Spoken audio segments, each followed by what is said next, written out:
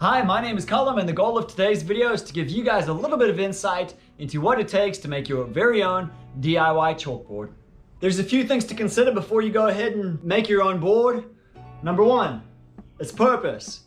What will you use it for? Number two, its size. What size do you need? Do you need a large? Do you need a small? And number three, location.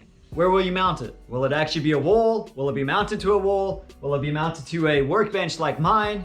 Taking these three things into consideration before actually building your board will probably save you some time and some money. The bare necessities you'll need, regardless of how you're going to mount or where you're going to mount your board: your chalkboard paint. I simply used Rust-Oleum. I'll put a link in the description below. If you're putting it on bare wood, I do recommend primer, although not necessary, but it will save you applying an extra coat. And of course, a mini paint roller or a full size if that's what you have, or that's what you choose to use depending on your size, and of course something to put your paint in.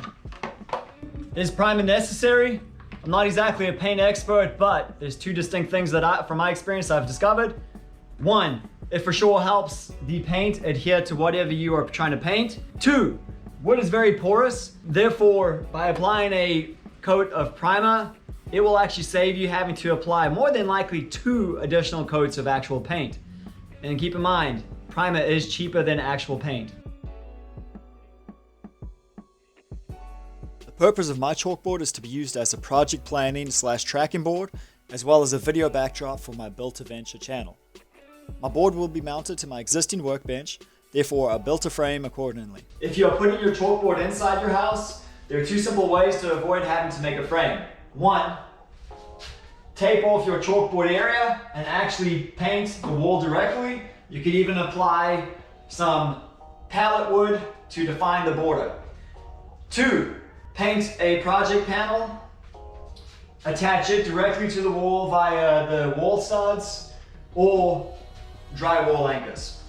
For the board, I used 1/4 inch birch plywood that I had left over from a previous project. A 4x8 sheet of this type typically runs for around $28 at your local Home Depot, but you can also get smaller and cheaper sheets. There's a link in the description below. Note, if you are only wanting a small chalkboard, you can also buy a 2x4 foot chalkboard sheet for around $20. The link also in the description. Otherwise, if you want a large board, it's more cost effective to make your own. Next, I quickly wiped off any debris, applied 1 coat of primer and 2 light coats of the Rust-Oleum chalkboard paint. I only used about half a quart of paint on my 4x6 foot board. I then put a few final touches on the board and gave myself a high five.